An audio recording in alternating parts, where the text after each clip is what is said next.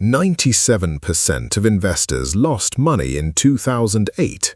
3% made fortunes that set them up for life. Both groups had access to the same information, the same markets, the same opportunities. So what separated them? You feel it coming. The market's been too good for too long. Every headline screams instability, inflation, recession fears, geopolitical chaos. And you know when it finally crashes, you'll either be wiped out like everyone else or positioned to compound wealth while they panic. Here's what nobody tells you. The crash isn't the problem. Your positioning before the crash is. Most people think wealth protection during a downturn. Wrong. The real players think wealth accumulation. They don't just survive crashes, they use them as compounding accelerators. By the end of this, you'll know exactly how to position yourself now, so when the market crashes, and it will, you'll be compounding wealth at rates impossible during stable times, without timing the market, without gambling on individual stocks, without needing a finance degree. But here's the part nobody tells you. This strategy only works if you set it up before the crash. Once everyone's panicking, it's too late. You've been taught that steady growth wins, dollar-cost averaging, index funds, hold for 30 years. And during bull markets that works fine, but when the market drops 40% in 6 months, all that steady growth evaporates because the strategy you've been sold is designed for average returns during average times. It's not designed for asymmetric wealth accumulation during chaos. Machiavelli warned about this centuries ago. He said, "Fortune favors those who adapt their strategy to the times. When times are stable, play it safe. When times are chaotic, strike hard." Most people do the exact opposite. They get aggressive during bubbles and conservative during crashes. That's why they stay poor. The myth is that crashes destroy wealth. They don't. Crashes transfer wealth from those who are unprepared to those who are positioned. Income is not power. Position is. I learned this the hard way in my 20s. I watched my retirement account get cut in half during the 2008 crash. I did what everyone told me, held steady, stayed the course. And sure, I recovered eventually, but while I was recovering, a small group of people I knew personally turned that same crash into the foundation of generational wealth. They weren't smarter, they weren't luckier, they had a different strategy. Machiavelli started making sense to me, not as philosophy, but as survival. And if this makes you uncomfortable, that's a good sign. Comfort is what keeps people average. John Templeton made his fortune during World War II. While everyone was selling in panic, convinced the world was ending, he borrowed money and bought $100 worth of every stock trading under $1 on the New York Stock Exchange. 100 different companies. Most people thought he was insane. The war was raging, markets were collapsing, fear was everywhere. 4 years later, he sold his positions. He turned $34,000 into $30 million in today's money. How? He understood that maximum pessimism creates maximum opportunity. He didn't wait for things to feel safe. He positioned himself when everyone else was running. That's not luck. That's strategy. Here's the compounding strategy that works when markets crash. 7 core strategies. Execute these now and you'll be positioned to compound wealth while everyone else is paralyzed. Strategy 1 is asymmetric cash reserves. Most financial advice tells you to keep 3 to 6 months of expenses in cash. That's designed to keep you comfortable, not to make you wealthy. Here's what actually works. You need 2 cash positions, one for survival, one for opportunity. Your survival reserve is standard, 6 months of bare minimum expenses, not your current lifestyle, the lifestyle you'd live if everything collapsed. That's your floor, your psychological safety net. Your opportunity reserve is different. This is dry powder, capital sitting in high-yield savings or money market accounts earning 4 to 5% while you wait. How much? Enough to feel uncomfortable. If you're comfortable, you don't have enough. The magic number is usually 20 to 30% of your investable assets. Here's why this works. When markets crash by 30 or 40%, everyone who is fully invested is trapped. They can't buy the dip because they're already all in. Worse, they're often forced to sell at the bottom to cover expenses or margin calls. You're not trapped, you're liquid, and liquidity during a crash is power. Think of cash as compressed potential energy. During bull markets, it feels dead. It's earning 5% while stocks are up 20%. That's the test. If you can't tolerate watching others make more money temporarily, you'll never build asymmetric wealth.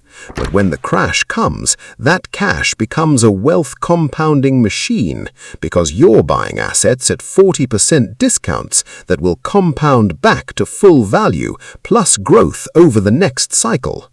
Action. Calculate 25% of your investment portfolio. Move it to cash or cash equivalents now, not after the crash. Now. Strategy 2 is the conviction ladder. This is how you deploy cash during a crash without trying to time the bottom because you can't, and without going all in too early and running out of ammunition. Here's the framework. Divide your opportunity cash into 5 equal tranches. Each tranche deploys at a predetermined market decline threshold. Tranche 1 deploys at a 10% market decline from peak, Tranche 2 at 20%, Tranche 3 at 30%, Tranche 4 at 40%, Tranche 5 at 50% or after 12 months, whichever comes first. This does 2 things. First, it removes emotion. You're not deciding whether to buy based on fear or headlines. You're executing a pre-planned strategy. Second, it guarantees you're buying at progressively better prices. You're not trying to catch the falling knife. You're building position as the knife falls, knowing that in 5 years the entry price won't matter much, but the fact that you bought when others didn't will matter enormously. Most people do this backwards. They buy a little bit at the first dip, feeling smart. Then the market drops more, and they freeze. They watch their small position bleed and become psychologically paralyzed. By the time the real bottom hits, they're too traumatized to act. The conviction ladder prevents this. Think of it like descending a staircase in the dark. Each step down, you place your weight carefully. You don't jump to where you think the bottom is. You move systematically, knowing you'll reach the bottom eventually, and each step down is safer than standing still at the top. Action. Write down your 5 deployment thresholds now. 10%, 20%, 30%, 40%, 50%. Or after 12 months, whichever comes first. Commit to them before emotion enters the equation. And here's the transition point. Cash reserves position you for the crash, but what you buy during the crash determines whether you compound wealth or just recover. Strategy 4 is anti-fragile asset selection. This is where most people fail. They think buying the dip means buying what they already own, just cheaper. Wrong. Crashes change the game. What worked before often doesn't work after. You need assets that don't just recover. You need assets that compound harder coming out of the crash than they did going in. Here's the filter. 3 criteria. First, the asset must be essential, not discretionary. People cut luxuries during recessions. They don't cut food, energy, healthcare, communication. Second, the asset must have pricing power. It can raise prices without losing customers. Third, it must have low debt and high cash flow. Crashes kill over-leveraged companies. They make strong balance sheets stronger. This is why index funds are a trap during crashes. Yes, they'll recover eventually, but an index includes the garbage with the gold. You're carrying dead weight. Instead, you want concentrated positions in companies that will emerge from the crash with more market share, more pricing power, and more compounding potential than before. Think of crashes like forest fires. They clear out the weak growth. The deep-rooted trees don't just survive, they grow faster afterward because there's less competition for resources. You want to own the deep-rooted trees, not the whole forest. Action. Build a watch list now. 10 to 15 companies or assets that meet all three criteria. Essential, pricing power, strong balance sheet.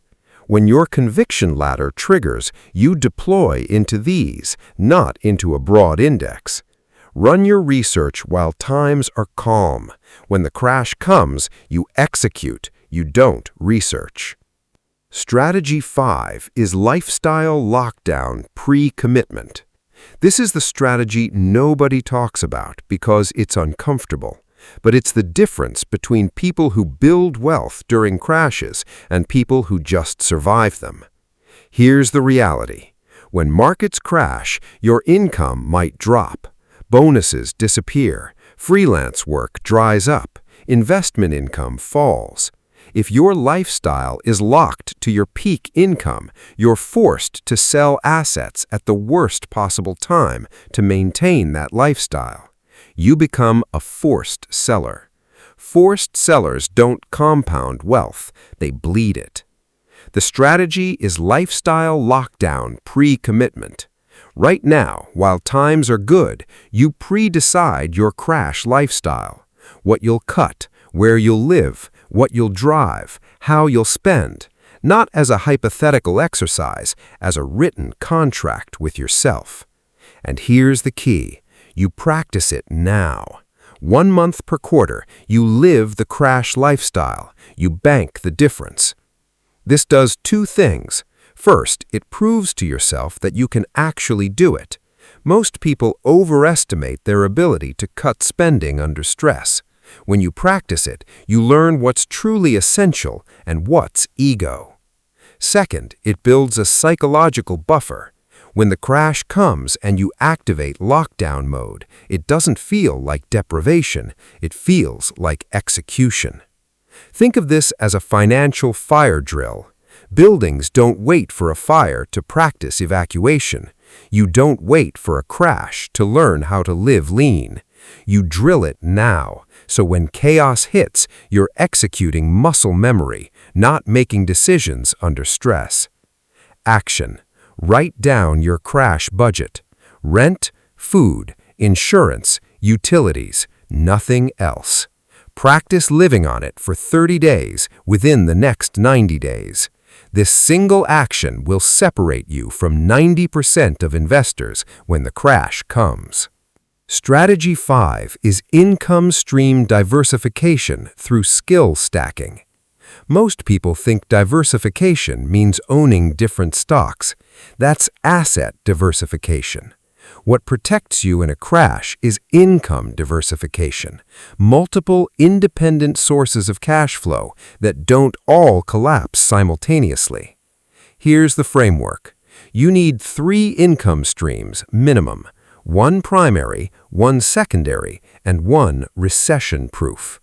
Primary is your main job or business. Secondary is a side income that uses different skills. Recession-proof is something that gets more valuable during chaos, not less. Examples of recession-proof income: debt collection skills, bankruptcy consulting, discount retail, repair services instead of replacement services. Anything that serves people who are struggling, not people who are thriving. This sounds dark, but it's reality. Machiavelli didn't write about what should be, he wrote about what is. The key is skill stacking. You're not starting 3 businesses, you're developing 3 skills that can generate income independently. Maybe you're a software engineer, that's primary. You learn copywriting, that's secondary. You learn how to flip distressed assets or provide financial coaching to people in debt, that's recession-proof.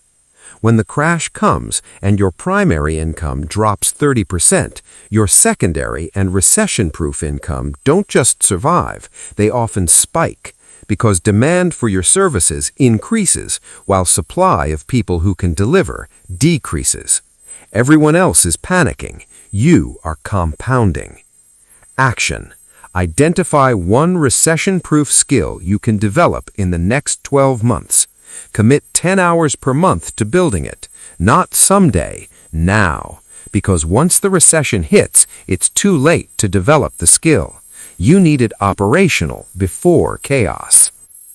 Strategy 6 is psychological pre-mortem and social insulation. This is the invisible strategy, the one that determines whether you execute everything else or fold under pressure. Because knowing the strategy intellectually and executing it while watching your net worth drop 40% and your friends panic are 2 completely different things. Here's what works. You run a pre-mortem. Right now, you imagine the crash has happened. Markets are down 40%. Your portfolio is bleeding. Headlines are apocalyptic. Your family is scared. Your friends are selling. You feel sick looking at your account balances.